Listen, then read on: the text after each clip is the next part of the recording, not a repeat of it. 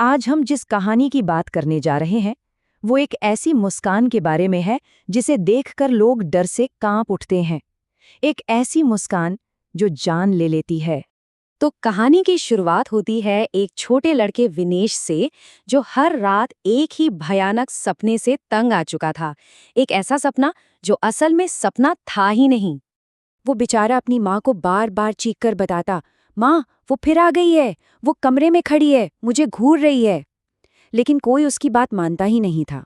सब उसे नींद की गोलियां देकर सुलाने की कोशिश करते, पर विनेश का डर वो तो बिल्कुल असली था। और यहीं पर घर में दो हिस्से हो गए। विनेश के माता पिता की सोच बिल्कुल अलग थी। माँ का मानना था कि उनके बेटे पर किसी बुरी आत्मा का साया है।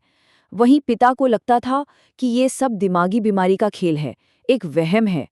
अब घर वाले बेचारे इसी उलझन में फंसे थे कि ये कोई भूत प्रेत है या दिमागी हालत। और विनेश जो बताता था उसे सुनकर किसी के भी रोंगटे खड़े हो जाएं। वो कहता था कि उसे एक ऐसी औरत दिखती है जिसका शरीर जगह जगह से कटा फटा है, आंखों से खून बह रहा है। और सबसे खौफनाक बात, विनेश बताता कि वो जितना चीखता है, जितना डरता है, वो औरत उतना ही मुस्कुराती है। तो जैसा कोई भी माँ करती, विनेश की माँ ने अपनी ममता पर भरोसा किया। वो एक पंडित जी के पास गईं और अपने बेटे की कलाई पर एक तावीज बांध दिया।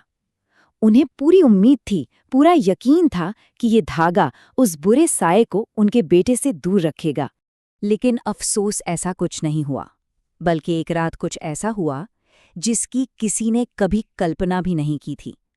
उस रात परिवार का ये संघर्ष एक बहुत ही भयानक और दुखद मोड़ पर खत्म हो गया। रात में विनेश की बहन रिंकी को उसके कमरे से कुछ अजीब सी आवाजें आईं। वो भागी भागी गई तो देखा दरवाजा अंदर से बंद था। घबराकर वो खिड़की की तरफ दौड़ी और जो उसने देखा उसके पैरों तले जमीन खिसक गई। विनेश बैल्कनी की रेलिंग पर खड़ा नीचे देख रहा था।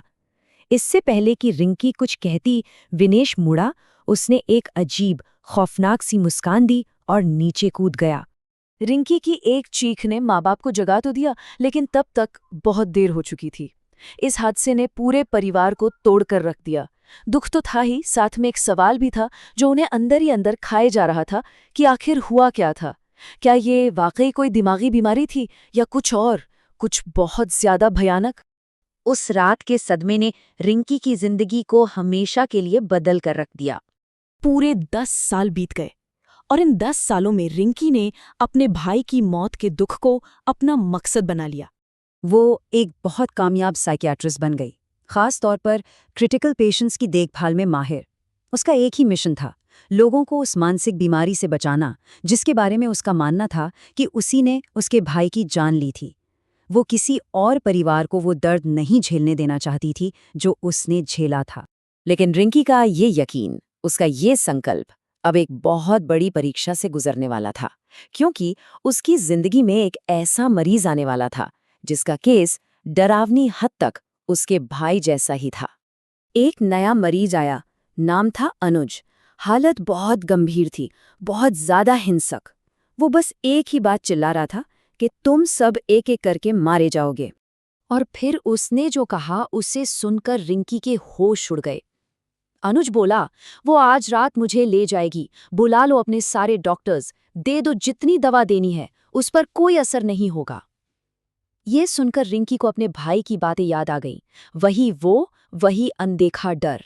और ठीक इसी पल रिंकी की साइंस पर, उसकी डॉक्टरी पर जो यकीन था वो चकनाचूर हो गया, क्योंकि अतीत खुद को सबसे खौफनाक तरीके से दोहराने वाला था। रिंकी के कुछ समझने से पहले ही अनुज ने मेज पर रखा गिलास उठाया और उसे फोड़ दिया। फिर कांच के एक टुकड़े से उसने अपना ही गला काट लिया। और इतना ही नहीं, उसने बेरहमी से अपना चेहरा भी काट डाला। और ये सब करते हुए वो बस रिंकी को देखकर मुस्कुरा रहा था। अनुज का खून से सना वो मुस्कुराता हुआ चेहरा देखकर रिंकी को जैसे एक झटका लगा। उसकी आंखों के सामने 10 साल पुराना मंजर घूम गया। उसका भाई विनेश जमीन पर पड़ा हुआ, ठीक उसी खौफनाक मुस्कान के साथ। इस हादसे से रिंकी पूरी तरह टूट चुकी थी। वो घर तो लौट आई, लेकिन उसे नहीं पता था कि वो खौफ अब उसके घर तक पहुंच चुका है। देर शाम रिंकी को अपने दरवाजे पर एक छोटा सा अनजाना लिफाफा मिला। उसे नहीं पता था कि उस लिफाफे के अंदर कुछ ऐसा है जो उसकी बची खुची दुनिया को भी हिलाकर रख देगा। उसने लिफाफा खोला। अंदर तस्वीरें थीं।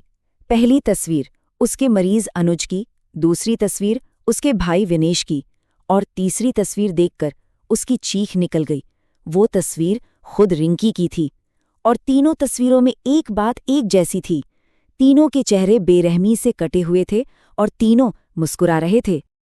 लेकिन उस लिफाफे में एक चौथी तस्वीर भी थी। सवाल यही है कि वो चौथी तस्वीर किसकी थी? ये एक ऐसा सवाल है जो इशारा करता है कि ये खूनी सिलसिला अभी खत्म नहीं हुआ और रिंकी अब इस चक्कर में पूरी तरह फंस चुकी है।